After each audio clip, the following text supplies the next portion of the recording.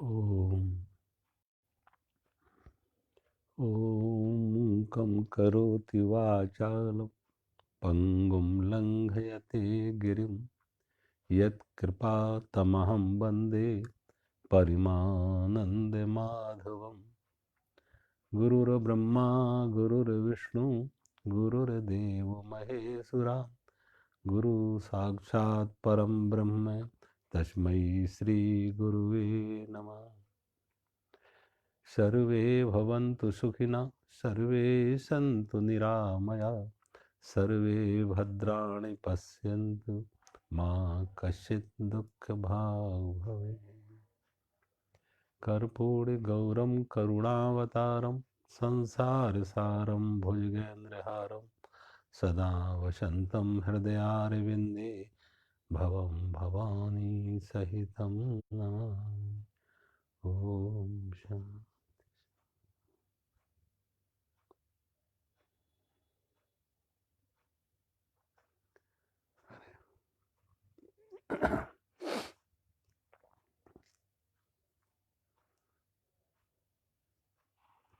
आज मन में ऐसा रहा मैं कुछ गीता पर थोड़ा सा बात करूं। भगवत गीता को अगर आप देखें तो लगभग जो उपनिषदों में कहा गया वही लगभग भगवत गीता में कहा गया। और भगवत गीता चूंकि उपनिषद पहले के हैं, भगवत गीता बाद में लिखी गई, तो ऐसा लगता है जैसे जो उपनिषदों का ज्ञान उसी को फिर भगवान वेद व्यास ने गीता में दिया है। बहुत से श्लोक तो लगभग एक जैसे ही मिलेंगे उसमें और इसमें। अब यहाँ गीता शुरू होती है अंधे धृतराष्ट्र की जिज्ञासा से।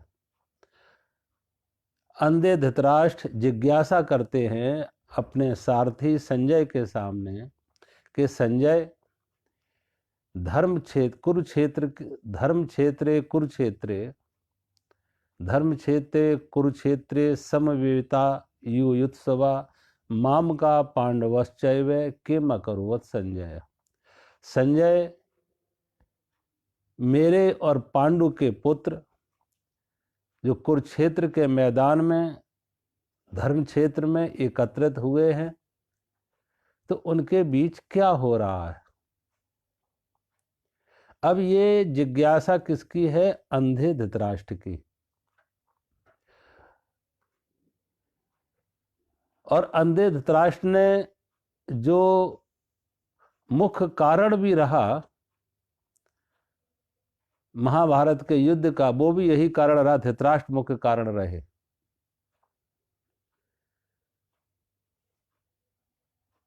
कि धृतराष्ट्र शब्द का अर्थ है, धृत माने कहते हैं हड़पना, राष्ट्र माने संपत्ति। जो किसी की संपत्ति हड़प ले उसे हम कहते हैं धृतराष्ट्र। तो दूसरे की संपत्ति अनाधिकार पूर्वक, जोर जबरदस्ती से, अन्याय पूर्वक किसी की संपत्ति हड़प ले, किसी का अधिकार हड़प ले, वो आंख होते हुए भी अंधा है, वो धृतराष्ट्र है। अब धृतराष्ट्र तो जन्मांध थे, जन्म से अंधे थे, लेकिन ये देखो उनकी पत्नी गांधारी को आंख थी, और आंख होते हुए भी गांधारी ने अपने अंधे पति का अंधा अनुकरण किया। आंख होते हुए भी अपनी आंख पर पट्टी बांध ली।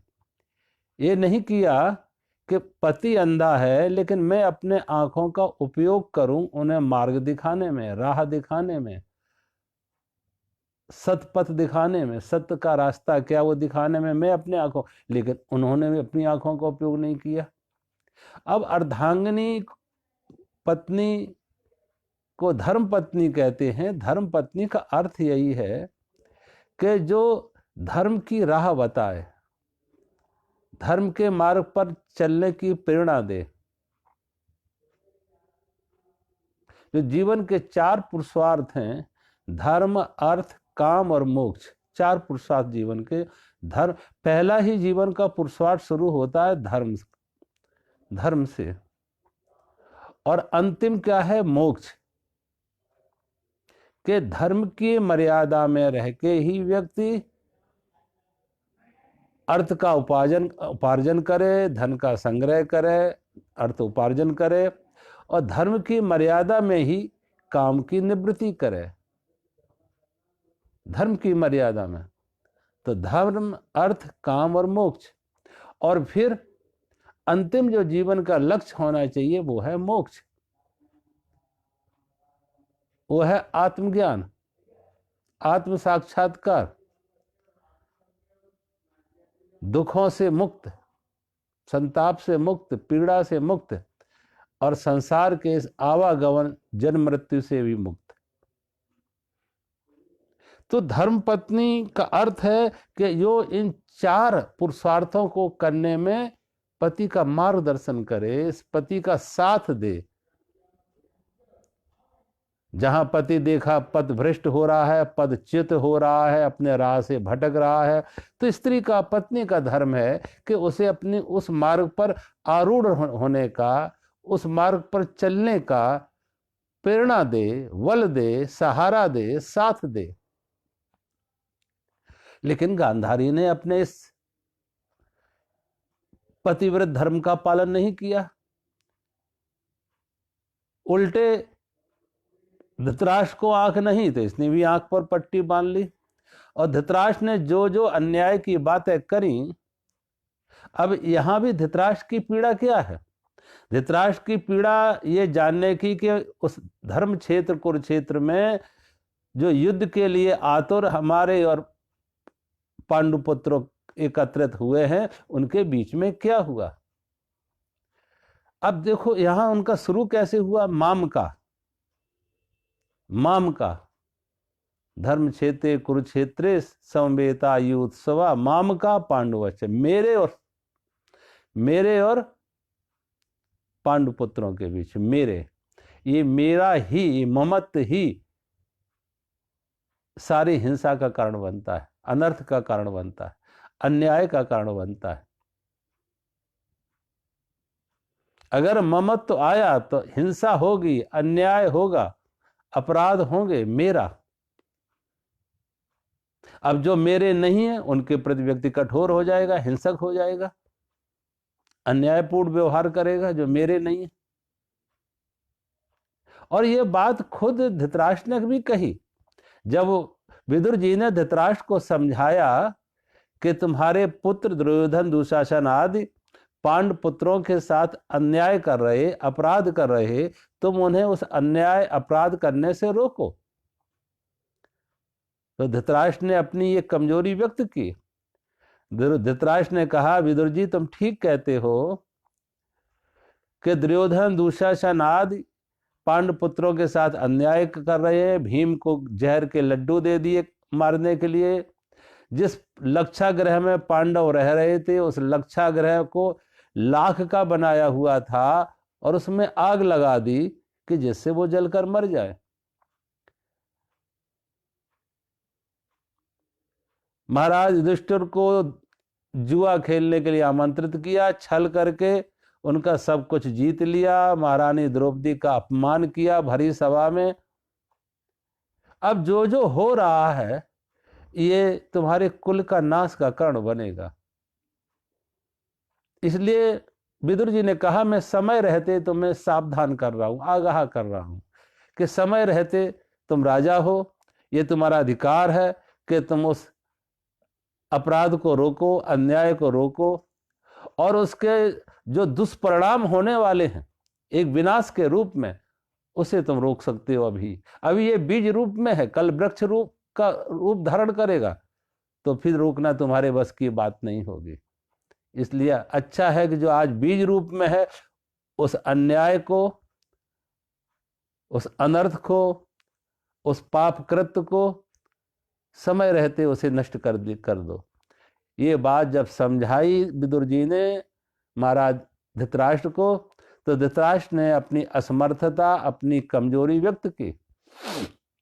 धृतराष्ट्र ने कहा, आप ठीक कहते हो विदुर जी, मुझे भी लग रहा है ये पांडव पुत्रों के साथ अन्याय हो रहा है, महाराज युधिष्ठिर और भीम अर्जुन नकुल सहदेव के साथ अन्याय हो रहा है, लेकिन मैं क्या करूं, मेरा मन दुर्योधन के प्रति आसक्ति से भरा हुआ है, ममत्व से भरा हुआ है। इसलिए मैं बहुत बार चाहते हुए भी दुर्योधन को अन्याय अपराध करने से रोक नहीं पा रहा हूं, क्योंकि मेरा है। कोई और करता तो शायद महाराज धृतराष्ट्र उसे दंड देते, लेकिन मेरा है, मेरा बेटा, मेरा पुत्र। सारी दुनिया में आप देखो, जहां जहां युद्ध हुए हैं, जहां जहां भी हिंसा हुए हैं, नरसंहार हुए हैं, वो सबके पीछे मुख्य कारण क्या रहा? ये मेरा। चाहे वो मेरा परिवार हो, मेरे पुत्र हो, मेरी जाति हो, मेरा कोई संप्रदाय हो, मेरा कोई देश हो, जहां जहां हमने अपने मेरे का आरोपण किया, वहां जो हम मेरे की सीमा के बाहर हो गए। अब मेरे की एक सीमा बन गई। अब जो मेरे की सीमा के बाहर है, जो मेरे नहीं है, उनके लिए हम कोई भी अन्याय अपराध करने को तैयार हो जाते। अब देखो,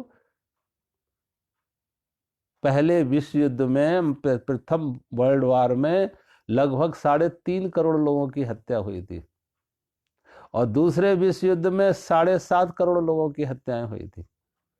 अब किसने किसकी हत्या की? जो मेरे नहीं थे, जो मेरे नहीं थे।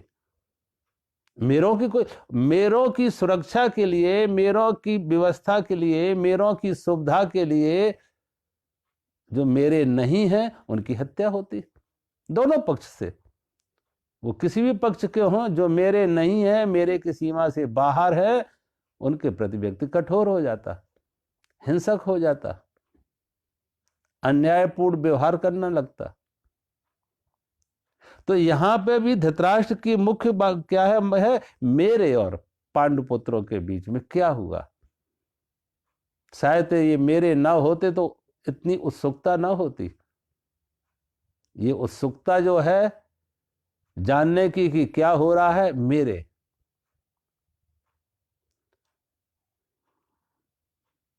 इस मेरे से ही महाभारत का युद्ध खड़ा हुआ, इतनी बड़ी हिंसा हुई।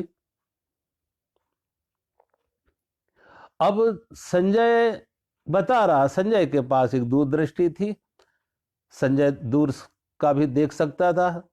तो संजय ने बताया कि किस प्रकार अर्जुन ने भगवान कृष्ण को कहा कि अपना हमारा रथ दोनों सेनाओं के बीच में लेकर चलो, इस रथ को दोनों सेनाओं के बीच में लेकर चलो, जिससे मैं देख सकूं कि कौरवों की तरफ से, दुर्योधन दुशासन की तरफ से युद्ध के लिए कौन कौन आए हैं, किनसे मुझे युद्ध करना है। दुर्योधन दुशासन के पक्ष में कौन कौन लोग युद्ध के लिए, महाभारत के युद्ध के लिए हमारे सन्मुख खड़े, किनसे मुझे लड़ना है। अब शत्रु की जानकारी भी जरूरी है युद्ध में, कि जिनसे हमें युद्ध करना है वो कौन है, उनकी कितनी शक्ति है, उनकी कितनी सामर्थ्य है। शत्रु कमजोर है या सबल है। तो अर्जुन ने भगवान कृष्ण को यह बात कही कि कृपया करके दोनों सेनाओं के मध्य मेरे रथ को लेके चलो। भगवान सारथी हैं, तो भगवान ने अर्जुन की इस आज्ञा का पालन किया, और भगवान अर्जुन की रथ को दोनों सेनाओं के बीच में लाते हैं। और जब दोनों सेनाओं के मध्य में लाते, तो अर्जुन ने देखा दूसरी तरफ जो युद्ध के लिए तैयार खड़े हैं, वो भीष्म पितामह हैं, वो गुरु द्रोणाचार्य हैं, सुजन भी हैं और गुरु भी हैं। अब ये दोनों व्यक्ति ऐसे थे कि अर्जुन के लिए पूज्य थे। अर्जुन भीष्म पितामह की गोद में पला पोषा बड़ा हुआ, वयोवृद्ध कुलश्रेष्ठ। अब जो वयोवृद्ध है, कुलश्रेष्ठ है भीष्म पितामह, जिनकी गोद में पले, खेले, कूदे, जिनकी अंगुली पकड़ के अर्जुन ने चलना सीखा, अब उन्हीं से अर्जुन को युद्ध करना है। और जो गुरु द्रोणाचार्य अपना सब कुछ, जो कुछ गुरु द्रोणाचार्य के पास ज्ञान था, सब कुछ अर्जुन को दिया। अपने पुत्र अश्वत्थामा को भी वो कुछ ज्ञान नहीं दिया जो अर्जुन को सब कुछ दिया। और अर्जुन गुरु द्रोणाचार्य का बड़ा प्रिय शिष्य था। और मात्र अब वो गुरु ही नहीं थे, स्वजन भी हो गए थे कि लंबे समय से कौरव पांडवों के साथ रहे द्रोणाचार्य। तो जब देखा शत्रु पक्ष में भीष्म पितामह को खड़े, गुरु द्रोणाचार्य को खड़े, तो अर्जुन का गांडीव गिर जाता और अर्जुन युद्ध करने से इनकार करने लगता।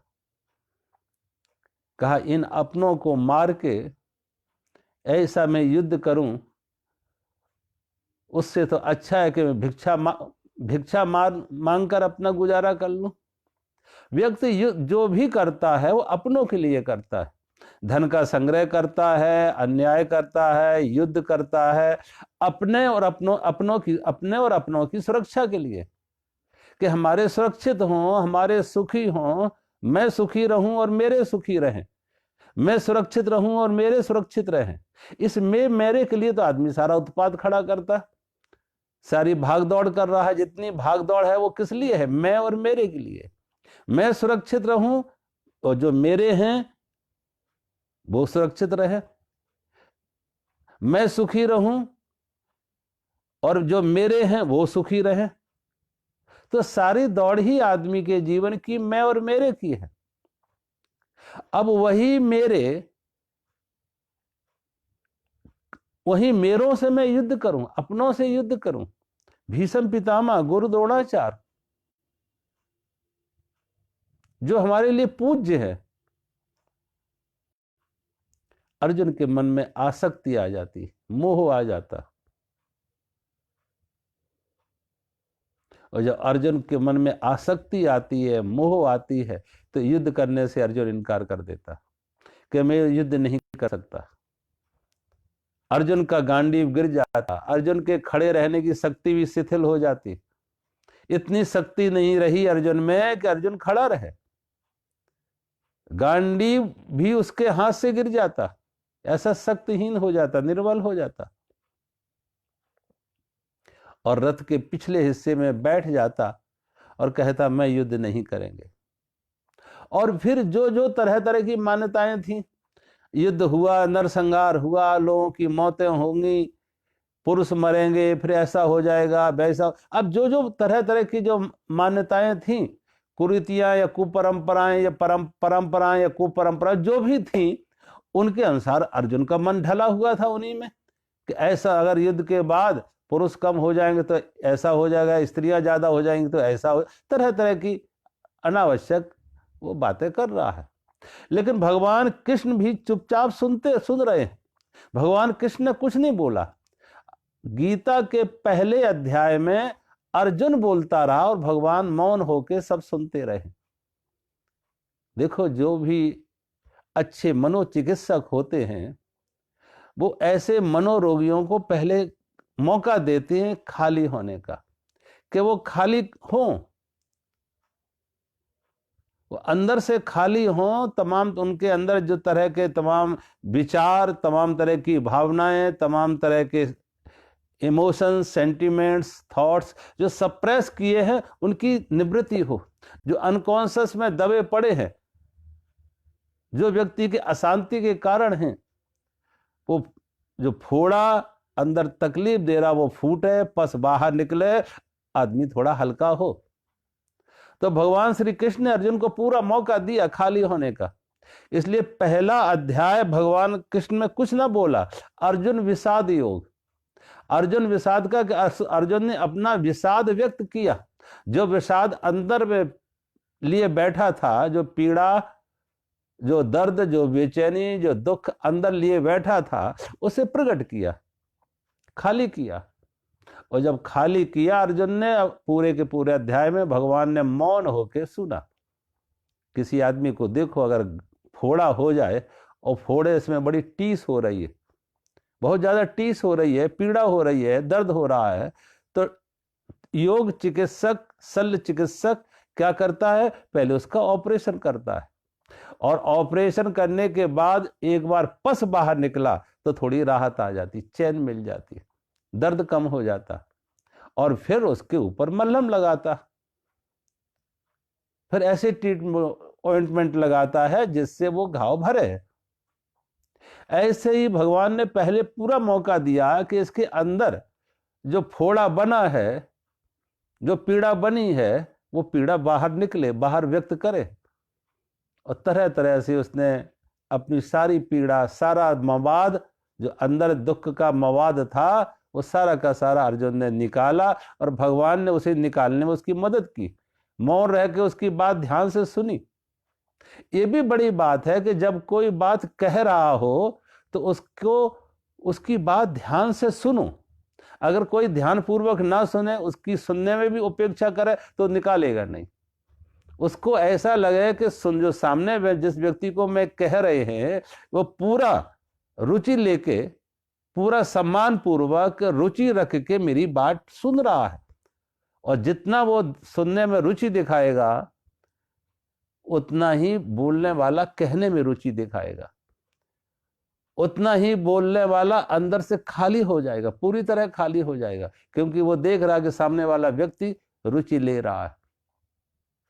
इसलिए भगवान कृष्ण ने भी उसके सुनने की उपेक्षा नहीं की, पूरा ध्यान पूर्वक, पूरी आत्मीयता के भाव से, अपने के भाव से, पूरा उसका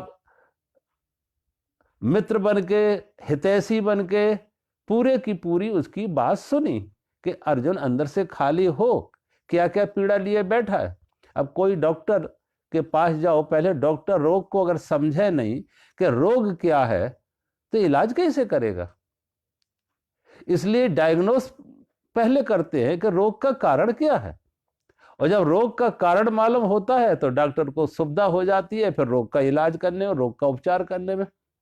ऐसे ही मनोचिकित्सक का काम यही है कि मनोचिकित्सक पहले ये मालूम करे कि इस व्यक्ति के मन के रोग का कारण क्या है, ये जो मन से रोगी है इसके मन के रोग का कारण क्या है। अब मन का रोग का कारण कैसे मालूम होगा? कि रोगी अपनी बात को व्यक्त करे, क्या क्या पीड़ा उसके अंदर है वो उसे व्यक्त करे। तो अर्जुन ने पहले अध्याय में अपना विषाद प्रकट किया, अपना रोग प्रकट किया, अपनी पीड़ा व्यक्त की, और भगवान ने बहुत मौन रखे, पूरा प्रेम से, पूरे भाव से, शांति से उसकी बात सुनी अर्जुन की। और अर्जुन की बात सुनने के बाद जब अर्जुन अपना गांडीव गिरा देता कि मैं युद्ध करने में सक्षम नहीं हूं, मैं अपनों से युद्ध नहीं कर सकता, तो दूसरे अध्याय में भगवान ने एक शब्द बोला। दूसरे अध्याय में का पहला श्लोक है कि अब संजय ने, अर्जुन जब अपना गांडीव गिरा देता तो संजय ने धृतराष्ट्र को बताया, क्या बताया? तम तथा कृपयाविष्टम अश्रुपूर्णा कुलेक्षणम विषिदंतम इदम वाक्यम उवाच मधुसूदना। उस कृपा के दबाए हुए, स्वजन प्रेम के मारे नीचे धंसते हुए, अश्रुपूर्ण और व्याकुल नेत्र वाले अर्जुन को मधुसूदन कृष्ण ये वाक्य बोले। तो संजय ने पहले श्लोक में बताया धृतराष्ट्र को कि अर्जुन ने इस प्रकार अपना गांडीव भी करा दिए, और अश्रु, इतने उसके आंखों में आंसू हैं कि वो ठीक से देख नहीं पा रहा है, उसकी आंखें आंसुओं से भरी हुई हैं, और जब आंखें इतनी आंसुओं से भरी हों तो स्वाभाविक है उसकी देखने की शक्ति क्षीण हो जाएगी, वो देख भी नहीं पा रहा, इतना अंदर से उसके आंसू आ रहे हैं, रो रहा है और बैठ जाता। तो भगवान श्री कृष्ण ने पहली बात कही कि अर्जुन, तुझे ये अचानक ये ज्ञान कहां से आ गया कि इस तरीके से तुम बड़ी बड़ी बातें करने लगा? तो भगवान कृष्ण ने थोड़ा सा पहले उसे झिड़का, उसके पुरुषार्थ को चुनौती दी। कुतस्त्वा कस्मिलमिदम कुतस्त्वा कस्मलमिदं विषमे समुपस्थितम अनार्जुष्ट अस्वर्गम अकीर्तिकरम अर्जुन। हे अर्जुन, यह अनार्यों की प्यारी परम सुख दुखदायक और अकीर्ति करने वाले बेहोशी इस बेढंगे अवसर पर तुझ पर कैसे आ गई।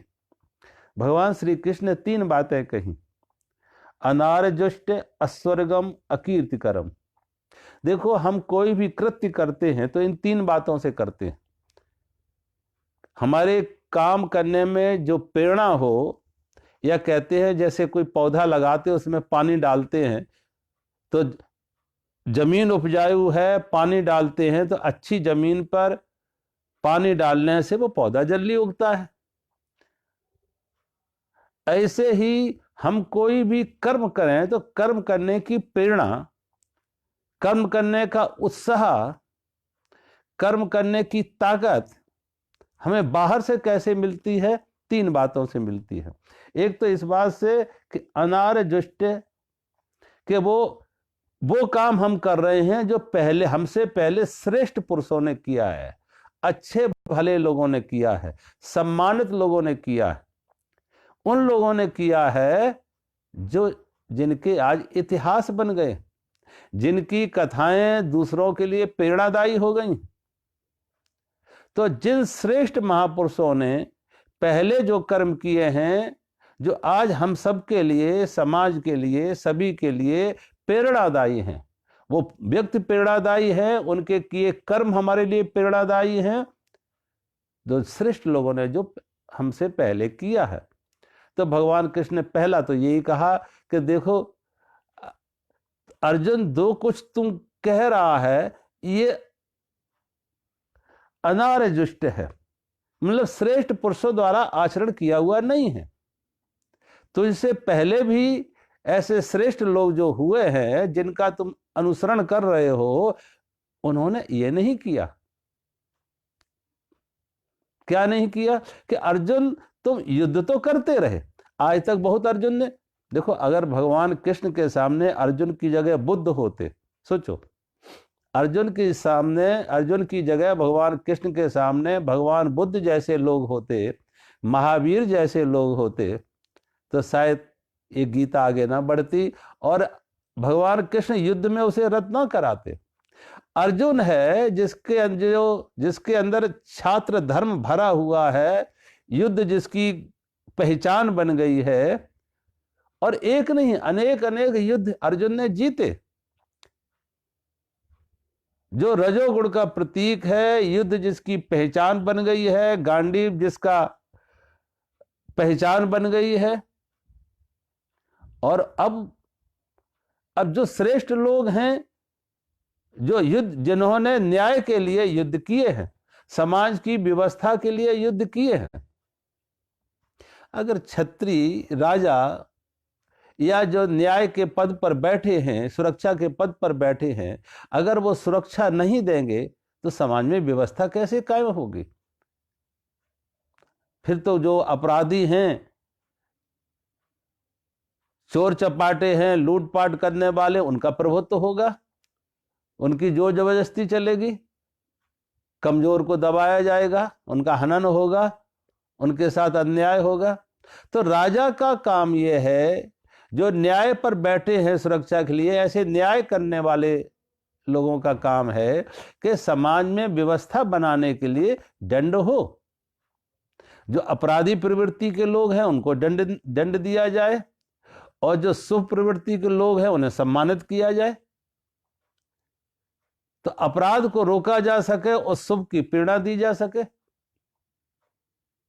तो पहले भी ऐसे राजा हुए हैं, राज ऋषि हुए हैं, जो राज करते हुए भी ऋषि हुए हैं, ज्ञानी हुए हैं, अनुकरणीय अनुसरणीय हुए हैं, लेकिन उन्होंने ऐसा व्यवहार नहीं किया कि मेरा है इसलिए युद्ध ना करें। और अर्जुन की जो पीड़ा है वो सिर्फ यही है कि मेरे हैं और कुछ नहीं। अगर अर्जुन के सामने ये मेरे ना हो के कोई और होते तो अर्जुन युद्ध को तैयार था। पहले भी युद्ध अर्जुन ने किए ही है, कोई ऐसा अर्जुन पहली बार युद्ध के लिए खड़ा नहीं हो। पहले अर्जुन ने बहुत से युद्ध किए और जीते, लेकिन आज अर्जुन का गांडीव क्यों गिर रहा है? आज क्योंकि अर्जुन के मन में मेरे का मोह है, ये मेरे, इन्हें हम दंड कैसे दें, इनके साथ युद्ध कैसे करें। तो भगवान श्री कृष्ण ने कहा अर्जुन ये अनार्जुष्ट है, ये श्रेष्ठ पुरुषों द्वारा आचरण किया गया नहीं है। श्रेष्ठ पुरुषों ने पहले ऐसा आचरण नहीं किया जो तुम कह रहा है, अनार्जुष्ट है। दूसरा है अकीर्तिकरम, अस्वर्गम, ये तुझे स्वर्ग भी नहीं देगा,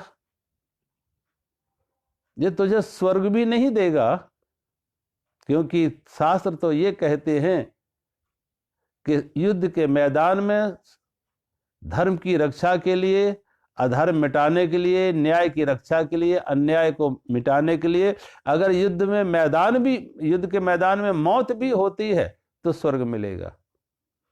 इसलिए आगे भगवान ने कहा कि अर्जुन तू युद्ध के लिए खड़ा हो, अगर जीतता है तो राज्य का भोग कर, अगर जीत होती है तो राज्य का भोग कर, अगर मौत भी होती है तो स्वर्ग का भोग कर, तो स्वर्ग का भोग, क्योंकि तू न्याय के लिए लड़ रहा, अन्याय के लिए नहीं, न्याय के लिए लड़ रहा है, धर्म के लिए लड़ रहा है।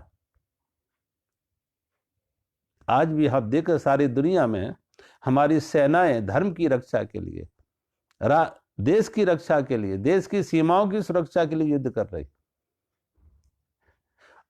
अब देखो हिंसा अहिंसा की बात, बहुत लोग ये कहते वो भी तो एक हिंसा है। हमारे शास्त्रों में उसको हिंसा नहीं कहा। क्यों नहीं कहा? कि व्यक्ति जब व्यक्तिगत स्वार्थ के लिए, अपने स्वार्थ के लिए, अपने हित के लिए, अपने लाभ के लिए किसी के साथ कोई व्यवहार करता, हिंसा करता, अपने लाभ के लिए, अपने हित के लिए, अपनी अहंकार की तृप्ति के लिए, तो हिंसा है। लेकिन जहां व्यक्ति का अपना मैं ना हो, अपना मैं ना हो, मेरी एक सैनिक सेना में युद्ध करता तो इसलिए नहीं कि कुछ उसे व्यक्तिगत लाभ होगा, कि जो दुश्मन की सेना में उसका कोई विरोध है, उस देश से कोई विरोध है, उस सेना के उस दूसरे देश की सेना के सैनिकों से कोई, उसका कोई किसी से कोई विरोध नहीं है, लेकिन वो देश की रक्षा के लिए, देश की सीमाओं की सुरक्षा के लिए, अपने देश को न्याय दिलाने के लिए, कि अन्यथा इस देश में दुश्मन आएगा, लूटपाट करेगा, लोगों को सताएगा, लोगों को पराधीन बनाएगा, परतंत्र बनाएगा, गुलाम बनाएगा। तो देश की सुरक्षा के लिए, देश की व्यवस्था के लिए, देश के न्याय के लिए, देश की सम्मान के लिए एक सैनिक सेना सीमा पर लड़ता है। और जब देश के लिए लड़ता, व्यक्तिगत अपना कुछ नहीं है, तो उसका कर्म क्या होता है? योग हो जाता, क्योंकि उसकी व्यक्तिगत अपनी कोई कामना नहीं है, अपनी कोई चाह नहीं है। वो युद्ध करते हुए भी करता नहीं है, भोगता नहीं है, उसका कर्म भी योग हो गया, क्योंकि उसकी मांग को, अपनी कोई मांग नहीं है, अपनी कोई चाह नहीं है, अपना किसी से कोई वैर नहीं है, अपना कोई लाभान नहीं है। जब अपना कोई लाभान ना हो, अपना कोई मित्र शत्रु ना हो, अपना कोई स्वार्थ ना हो, अपनी कोई मांग ना हो, ऐसा व्यक्ति कर्म करते हुए अकर्ता हो जाता, भोगते हुए भी अभोक्ता हो जाता, उसका कर्म योग हो जाता। सीमा पर लड़ने वाले सैनिक का देश की रक्षा के लिए युद्ध करना उसके लिए उसका धर्म है, और वो धर्मकृत का कर्म है, और उस व्यक्ति को कहती है योगी है, कि उसने, उसका युद्ध भी योग हो गया। कामना मुक्त कर्म, कामना मुक्त कर्म, चाह मुक्त कर्म योग हो गया। और जो ऐसा कर्म योगी, कहते उसे मरने के बाद भी स्वर्ग मिलता है, उसे मरने के बाद भी स्वर्ग मिलता है। भगवान कृष्ण ने अर्जुन को यह बात कही है, मरने के बाद भी स्वर्ग मिलता है। तो यहां अर्जुन, भगवान अर्जुन को कह रहे हैं कि अस्वर्गम, तुम्हारे इससे तुम्हें स्वर्ग नहीं मिलेगा। और स्वर्ग का दूसरा अर्थ और ले लें, अंता सुख। अगर तुमने अपने, देखो कोई व्यक्ति किसी के साथ अन्याय करे, अनीति करे, अधर्म करे, उसे मालूम है कि मैं अन्याय कर रहा हूं, मैं अनीति कर रहा हूं, तो उसके मन को पीड़ा होगी, उसके मन में तनाव होगा, उसके मन में दुख होगा, वो मन से परेशान होगा। भोग भी मिल जाते हैं, सुविधा भी मिल जाती है, तब भी मन से तो परेशान है कि हमने अन्याय पूर्वक इस धन का संग्रह किया है, हमने अनर्थ पूर्वक धन का संग्रह किया है। क्योंकि खुद को मालूम है कि हमने न्याय किया या अन्याय किया, अच्छा किया या बुरा किया, धर्म किया या अधर्म किया, खुद को तो मालूम है। और जब खुद को मालूम है और जानते हुए हम अधर्म के रास्ते पर जा रहे हैं, अन्याय के रास्ते पर जा रहे हैं, अनीत के रास्ते पर जा रहे हैं, तो ऐसे व्यक्ति के मन को अशांति होगी, पीड़ा होगी, तकलीफ होगी। धन मिल जाएगा लेकिन पीड़ा भी मिलेगी, मन से बेचैन रहेगा। अच्छा बिस्तर ले सकता है लेकिन नींद खो जाएगी। सुविधा पा सकता है लेकिन शांति खो जाएगी। ऐसे लोगों को देखो जो इस तरीके से अन्यायपूर्ण व्यवहार करते हैं, अनैतिक व्यवहार करते हैं, लूटपाट करते हैं, हिंसा करते हैं, या कोई और चोरी चपाटी करते हैं, किसी भी तरह की अन्याय करते हैं, ऐसे व्यक्ति के मन को शांति नहीं होती है। सुविधा हो सकती है कि उन्होंने धन का संग्रह कर लिया और सुविधा इकट्ठी कर ली, सुविधा तो हो गई लेकिन शांति नहीं है। उनके पास बिस्तर आ गए लेकिन नींद नहीं है। और कैसे अशांत सुख कुतः सुखम, अगर मन से वो अशांत है तो सुख कहां। तो ऐसे व्यक्ति को सुख नहीं मिलेगा, शांति नहीं मिलेगा, संतोष नहीं मिलेगा, अंदर से एक तृप्ति नहीं आएगी, अतृप्त ही रहेगा, अशांत ही रहेगा, रुग्ण ही रहेगा, बीमार ही रहेगा, अस्वर्गम। भगवान कहते हैं अर्जुन तुम्हारे लिए फिर भी ठीक नहीं है, क्योंकि अस्वर्गम है, अनार्जुष्ट अस्वर्गम और अकीर्तिकरम। ये इससे तुम्हें कीर्ति नहीं मिलेगी, अपकीर्ति मिलेगी। लोग तुम्हारा सम्मान नहीं करेंगे तो युगों युगों तक तुम्हारा अपमान होगा, तुम्हें कायर कहेंगे, डरपोक कहेंगे, भीरू कहेंगे।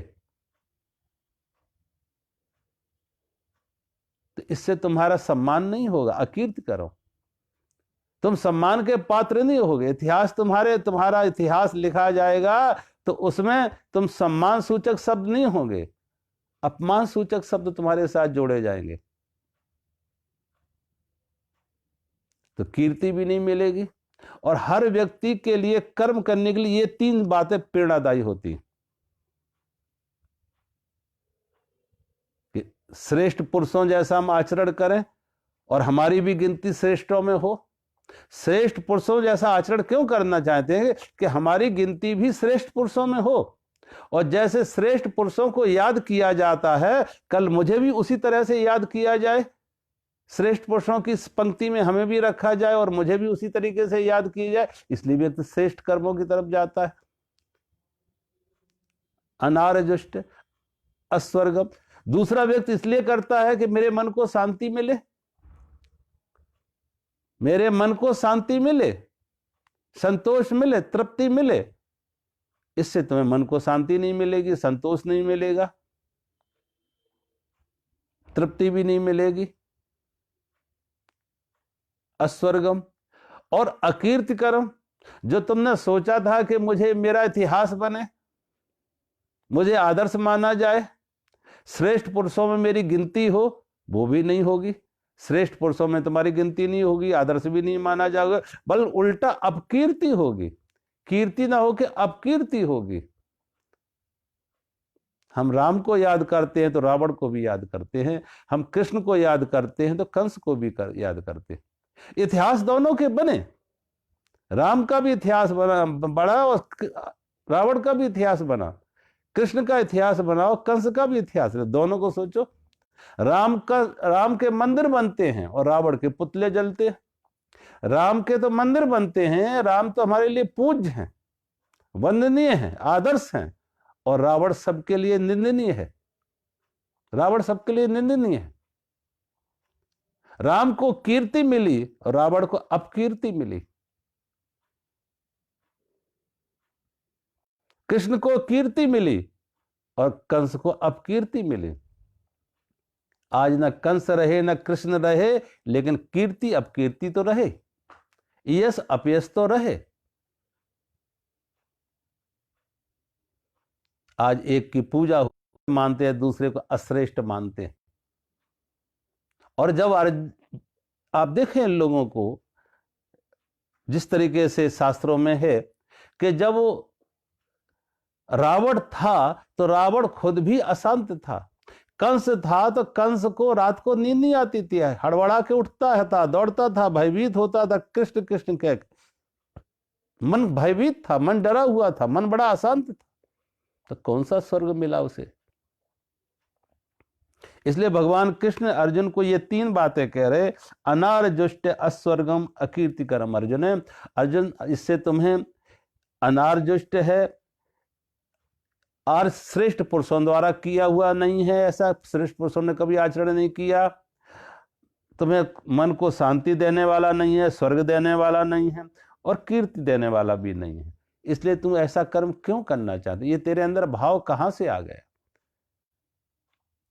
दूसरी बात भगवान ने कही, थोड़ा भगवान और भी जरा सख्त हो जाते, और सख्त भाषा में भगवान कहते हैं, क्लेब्यम मास्गम पार्थ नए तत्व उपपद्धते क्षुद्रम हृदय दौर्बल्यम त्यक्तोत्तिष्ठ परम तप। क्लेब्यम मास्गम पार्थ नए तत्व उपपद्धते क्षुद्रम हृदय दौर्बल्यम त्यक्तोत्तिष्ठ परम तप। हे अर्जुन, नपुंसकता मत पकड़, यह तेरे साथ मेल नहीं खाता है। हे परम तप, इस क्षुद्र हृदय की दुर्बलता को छोड़कर खड़ा हो जा।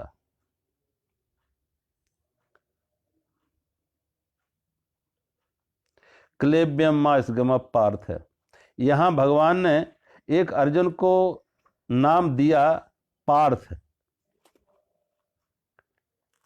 ये पार्थ जो है महारानी माता कुंती का नाम है, प्रथा उनका कुंती का नाम है। तो अर्जुन को पार्थ का अर्थ है प्रथा पुत्र, यानी कुंती के पुत्र। तो याद दिला रहे हैं कि अर्जुन तुम हो कौन? तुम कोई सामान्य व्यक्ति नहीं हो, तुम्हारी मां है कौन? कुंती। और हर बालक के लिए माता पिता प्रेरणादायी होते हैं, आदर्श होते हैं। हर बालक के लिए माता पिता आदर्श होते हैं, प्रेरणादायी होते हैं। और अर्जुन, अगर तू प्रथा पुत्र है, माता कुंती का बेटा है, और अपनी मां को जब अपने जीवन का आदर्श मान रहा है, प्रेरणा स्रोत मान रहा है, तो सोच कि तुम्हारी माता कुंती ने तुम्हें क्या कहा था। महारानी कुंती ने अर्जुन के पास, अर्जुन और भीम के पास खास तौर से संदेश भेजा था। क्या संदेश भेजा था? कि आज ये महाभारत का युद्ध, न्याय और अन्याय का युद्ध, धर्म और अधर्म का युद्ध द्वार पर खड़ा है। और कहा, छत्राणी जो संतान को जन्म देती हैं, जो छत्राणी स्त्रियां संतान को जन्म देती हैं, तो कैसे ऐसे मौकों के लिए छत्राणी संतान को जन्म देती हैं जो धर्म के लिए, नीति के लिए, न्याय के लिए युद्ध कर सके, अपने प्राण उत्सर्ग कर सके। कायरता के लिए नहीं, पलायन करने के लिए नहीं, अधर्म के लिए नहीं। आज धर्म तुम्हारे द्वार पर है, आज न्याय तुम्हारी जिम्मेदारी है, आज अन्याय को समाप्त करना है। तो नैतिकता के लिए, धर्म के लिए, न्याय के लिए तुम्हें युद्ध करना तुम्हारा धर्म है, और तुम्हें युद्ध करना है, भले ही उसमें तुम्हारी मौत हो। छत्राणी अपने संतानों को ऐसे धर्म पथ के लिए, धर्म युद्ध के लिए कुर्बान करना जानती हैं और देखना चाहती हैं। तो अर्जुन को और भीम को कहा, संदेश भेजा था कि अब युद्ध से पलायन नहीं करना, पीठ नहीं दिखाना, न्याय की स्थापना के लिए, अन्यथा सदा के लिए अकीर्ति तुम्हारे ऊपर लग जाएगी, अकीर्ति लग जाएगी और अनारजुष्ट हो जाओगे। श्रेष्ठ लोगों की श्रेणी में तुम्हारी गिनती नहीं होगी और सदा सदा के लिए अकीर्ति तुम्हें लग जाएगी, बदनामी लग जाएगी। कलंक का टीका लग जाएगा। एक सम्मानित व्यक्ति के लिए मौत से भी ज्यादा पीड़ादायक होता है अपमान का कलंक, अकीर्ति का होना।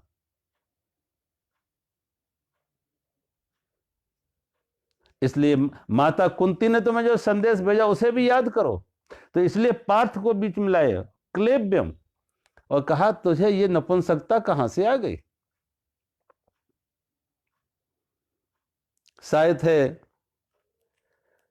अर्जुन को भगवान याद दिला रहे कि जब अर्जुन राजा द्रुपद के यहां 12 वर्ष के वनवास में छिपके रहे थे, 12 वर्ष के वनवास में राजा द्रुपद के यहां छिपके रहे थे विराट नगरी में,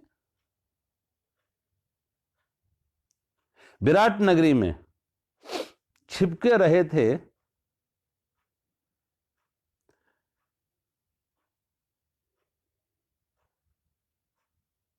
तो वहां पे अलग अलग सबने काम लिए थे।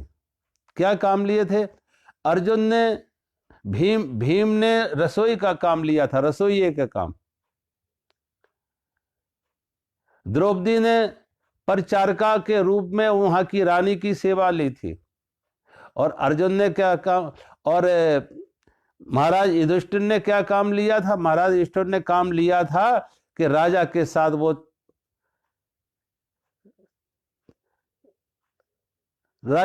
वो जो ताश का एक खेल होता है, चेस जैसा, चेस की तरह वो खेलेंगे कर राजा के साथ। और घोड़सवारी का, घोड़ों की देखभाल का काम नकुल सहदेव ने लिया। अर्जुन ने क्या काम लिया था? अर्जुन ने उनकी पुत्री जो उत्तरा थी, उत्तरा को नाच गान सिखाते थे, नाचना गाना सिखाने का काम अर्जुन ने लिया। तो अर्जुन उसी तरीके से जब नाच गान करता था, तो जैसा क्लेब्य होते हैं ना, हैं जिन्हें हम हिजड़े बोलते हैं, कि वो इस तरीके से ना वो स्त्री होते हैं ना पुरुष होते हैं, तो वो नाच गान करते हैं। तो अर्जुन को कहा शायद अर्जुन अभी तक तुम उससे मुक्त नहीं हो पाया, अभी भी जो तुम हिजड़े के रूप में उत्तरा को सिखा रहा था नृत्य, शायद अभी भी उससे मुक्त नहीं हो पाया। क्लेब्यम याद दिलाया, क्लेब्यम क्लेब्यम मास्गम पार्थे नेतत्वम उपपद्यते क्षुद्रम हृदय दौर्बल्यम त्यक्तोत्तिष्ठ परम तप। कहा अर्जुन तुम इस हृदय की दुर्बलता को त्याग कर, हृदय की दुर्बलता को छोड़ के युद्ध के लिए खड़ा हो। एक बार भगवान उसको थोड़ा एक शौक दे रहे, जैसे बिजली का शौक। किसी को जो गहरी मूर्छा में हो, होश में नहीं आ रहा हो, तो जैसे कोई शौक देता है कि शौक से, झटके से शायद वो बाहर आ जाए। अब एक वीर पुरुष को, जो वीर हो, और उसको क्लेब्यम कहना, कायर कहना, ये उसके लिए एक तरह से शौक ट्रीटमेंट है, एक शौक ट्रीटमेंट, कि भगवान उसके अर्जुन के पुरुषत्व को जगा रहे हैं, अर्जुन के पुरुषत्व को जगा रहे हैं, अर्जुन की सोई हुई वीरता को जगा रहे हैं। जो उसका पुरुषत्व सो गया है उसे जगा रहे हैं एक शौक देके।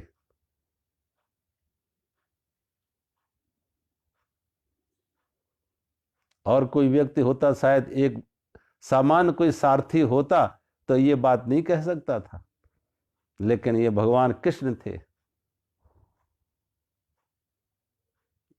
जो स्वयं परम योगी थे, ज्ञानी थे। और अर्जुन भी समझ रहा था, इसलिए अर्जुन भी उनके सामने ही अपनी व्यथा व्यक्त कर रहा है कि जहां मालूम है कि इनसे हमें मार्गदर्शन मिलेगा। देखो, सामान्य व्यक्ति कोई हो, अगर रोगी हो, तो हर व्यक्ति को अपनी रोग की चर्चा नहीं करेगा। हाँ, लेकिन डॉक्टर के पास जाके अपना पूरा मन खाली करेगा, जो जो तकलीफ है वो बताएगा। ऐसी अर्जुन भी समझ रहा कि आज मैं जिस परिस्थिति में हूं, इससे मुझे सही मार्गदर्शन कोई दे पाएगा तो भगवान कृष्ण, उनसे हमें मार्गदर्शन मिलेगा। इसलिए अपनी अंतर व्यथा पूरी प्रकट कर रहा है। और भगवान भी बिना किसी झिझक के उनके सामने है कौन? पूरा का पूरा शॉक ट्रीटमेंट दे रहे, ऐसे शब्द भी इस्तेमाल किए, ऐसे शब्द भी कहे कि जो शायद सामान्य कोई सारथी ना कह पाता। अर्जुन के पुरुषत्व को जगाने के लिए, अर्जुन के सोई हुई वीरता को जगाने के लिए, क्लेब्यम्मा स्कम पार्थे नैतत्यम उपपद्धते क्षुद्रम हृदय दौर्बल्यम, हृदय की इस दुर्बलता को त्याग के और युद्ध के लिए खड़ा हो जा।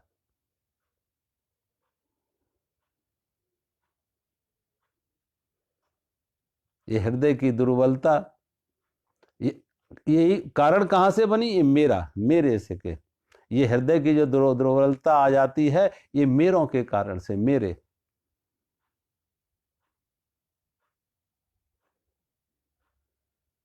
कोई व्यक्ति कितना ही मजबूत हो, सबल हो, लेकिन सोचो उसकी असली ताकत शरीर नहीं है, असली ताकत उसका मन है।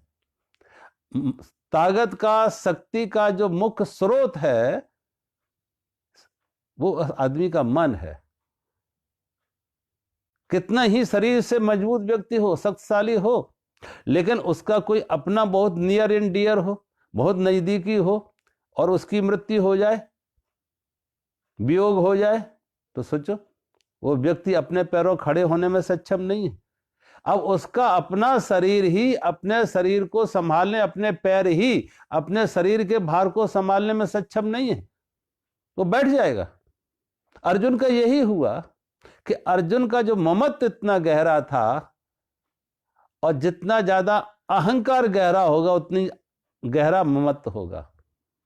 जितना ज्यादा व्यक्ति अहंकारी होगा उतना ही ज्यादा उसके अंदर ममता होगी, मेरापन होगा, क्योंकि मैं और मेरे एक दूसरे के अन्योन्याश्रित हैं, एक दूसरे के साथ है, म्यूचुअल डिपेंडेंट है। अब उसका अहंकार तो स्वाभाविक, अर्जुन का अहंकार, तो अर्जुन का ममत्व भी तेज था, और उसके कारण से मेरे हैं और उनको हम मारेंगे, तो उसकी मनोदशा इतनी बिगड़ गई कि मन से इतना बीमार हो गया कि अब उसके शरीर में बल नहीं रहा कि उसके पैर उसके भार को संभालने में सक्षम हो, बैठ जाता, गांडीव गिर जाता उससे हाथ से। तो ये हृदय की दुर्बलता थी। इसे भगवान कहती है ये हृदय की तेरी दुर्बलता है कि इस हृदय में तूने आसक्ति को, ममत्व को इतना पाल रखा है कि ये आसक्ति, ये ममत्व, ये मेरापन तेरी कमजोरी का कारण है। इसलिए ममत्व का त्याग कर, अहंकार का त्याग कर, आसक्ति का त्याग कर, और अपने धर्म को पालन करने के लिए, कर्तव्य का पालन करने के लिए, न्याय की रक्षा के लिए, धर्म की रक्षा के लिए, युद्ध के लिए खड़ा हो जा। जब अर्जुन को यह बात भगवान ने कही तो अर्जुन फिर आगे कह रहा, अर्जुन उवाच कथम भीष्माहम संखे द्रोणम च मधुसूदन इसुभि प्रतियोत्स्यामि पूजा वरिसूदन। हे मधुसूदन, हे अरिसूदन, कृष्ण, इस युद्ध में मैं पूजा के योग्य भीष्म और द्रोण इन दोनों के सामने कैसे बाण प्रहार से लड़ूंगा। कथम भीष्म अहम संख्ये द्रोणम च मधुसूदन।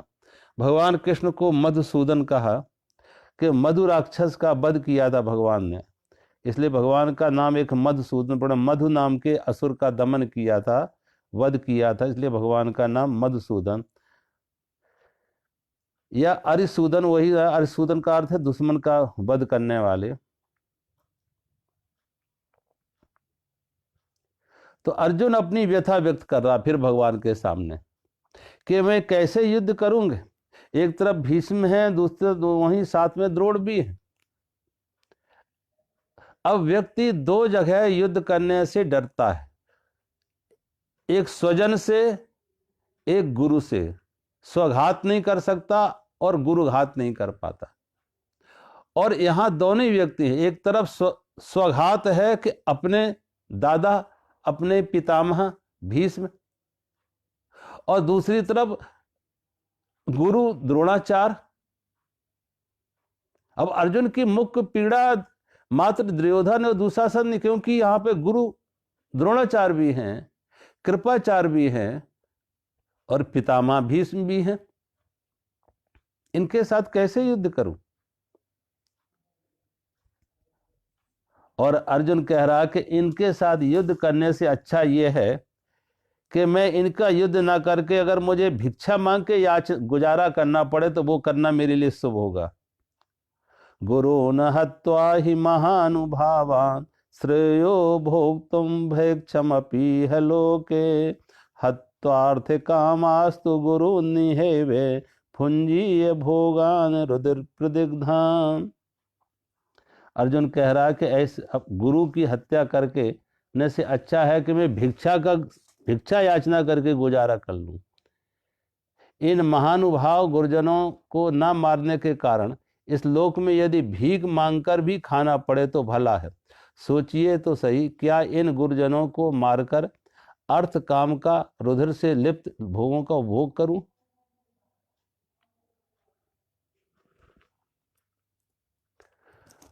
अर्जुन कह रहा है कि जो अपने गुरुजन हैं इनकी हत्या, गुरु न हत्या न महानुभावान श्रेयो भोक्तुम भिक्षम अपि है लोके हत्वार्थ कामासु गुरु निहेवे भुंजीय भोगान रुद्र।